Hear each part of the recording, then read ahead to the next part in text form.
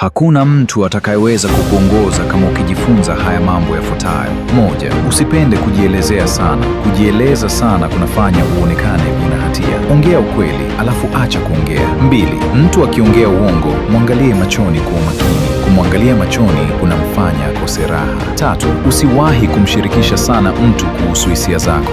Watu watatumia hisia zako kama njia ya kukuongoza. Nne, usiruhusu sifa zikufanye kipofu. Usipoteze mwelekeo. Tano, mtu akikushirikisha mambo yake mapema, kuwa makini. Mara nyingi huwa wanataka na wewe uwaambie mipango yako. Sita, fanya mipango kuwa siri mpaka itakapoanza kuonekana. Saba, jifunze kuondoka ukiwa katikati ya mabishano. Nguvu ni kujua kuwa kuna muda ukimya una nguvu kuliko kubishana. Nane, angalia watu wanavyokuwa pale unapoambia hapana. Kwenye nyakati kama hizo utajionea ukweli wa wazi. Tisa, tumia ukimya kama silaha ya amani. Kujibu kwa maneno machache hakukufanyi mnyonge, kunafanya usitabirike kirahisi. Kumi, kuwa mtulivu. Mtu akijaribu kukufedhehesha, wanapenda uwajibu kwa hasira, ila ukiwa mtulivu wanaumia.